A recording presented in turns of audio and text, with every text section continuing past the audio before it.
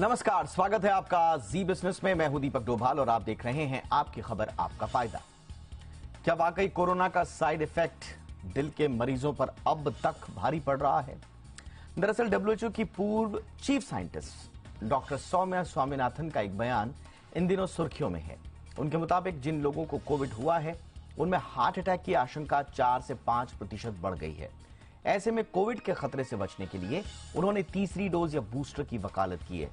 आज हम इसी पर चर्चा करेंगे, जानेंगे कि इन दिनों आ रही हार्ट अटैक्स की खबरों का क्या कोविड से अब तक कोई संबंध है और क्यों लोगों को कोविड से बचने के लिए बूस्टर लेना अनिवार्य है। साथ ही समझेंगे कि पोस्ट कोविड इफेक्ट से बचने के लिए लोगों को, खासतौर से हार्ट पेशेंट्स को, क्या कोई एक्स्ट्रा एहतियात बरतने की आवश्यकता है और अगर है तो फिर वो कौन सी एहतियात है। सब मुद्दों पर करेंगे चर्चा खास मेहमानों के साथ, लेकिन सबसे पहले ये रिपोर्ट।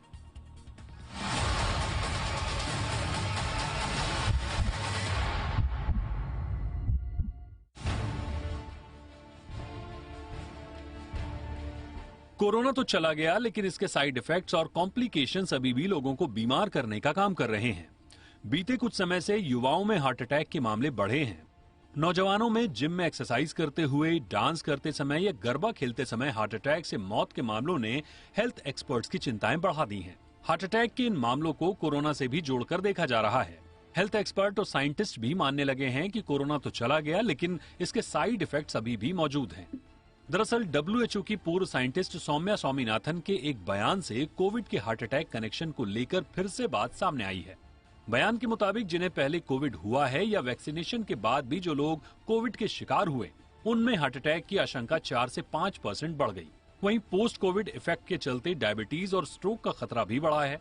सौम्या स्वामीनाथन ने कहा कि हमें केवल वैक्सीन के साइड इफेक्ट पर फोकस नहीं करना चाहिए, क्योंकि हर दवा या वैक्सीन के अपने कुछ न कुछ साइड इफेक्ट्स होते हैं। लोगों के लिए ये समझना ज्यादा जरूरी है कि कैसे दुनिया भर के देशों ने वैक्सीनेशन ड्राइव के जरिए कोरोना को पटकनी देने का काम किया। उन्होंने कहा कि वैक्सीनेशन की एफिकेसी रेट अच्छी होने के चलते ही कोरोना के खतरे को कम करने में हमें मदद मिली है।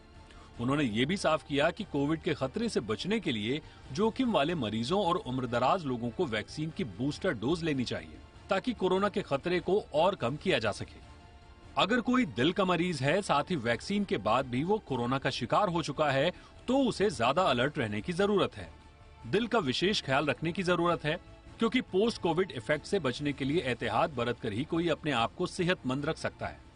वहीं कुछ एक्सपर्ट्स के मुताबिक कोविड के वायरस ने दिल के मरीजों के हार्ट के मसल्स में सूजन की समस्या को बढ़ा दिया है, जिसके चलते हार्ट अटैक का खतरा बढ़ गया है। साथ ही जिन लोगों को पहले से कोई हार्ट की बीमारी नहीं है, उनमें भी कोरोना वायरस के चलते हार्ट डिजीज का खतरा बढ़ा है। वैज्ञानिकों ने भी साफ कर दिया है कि वैक्सीनेशन ही कोरोना को पटकनी देने का असल उपाय है। भले ही कोरोना के अलग अलग वेरिएंट आ जाएं, लेकिन ये टीके से डेवलप हुई इम्यूनिटी को बेअसर नहीं कर सकते। टीका कोविड नहीं होने की गारंटी नहीं है, वो सिर्फ हमारे शरीर या कहें इम्यून सिस्टम को कोरोना से लड़ने के लिए ट्रेन करता है। ऐसे में खासकर हार्ट और शुगर के मरीजों को वैक्सीनेशन से नहीं, बल्कि खराब लाइफस्टाइल और खराब खानपान से बचने और बदलने की जरूरत है। तभी हम कोरोना को हराते हुए दिल को दुरुस्त रख पाएंगे। ब्यूरो रिपोर्ट, जी मीडिया।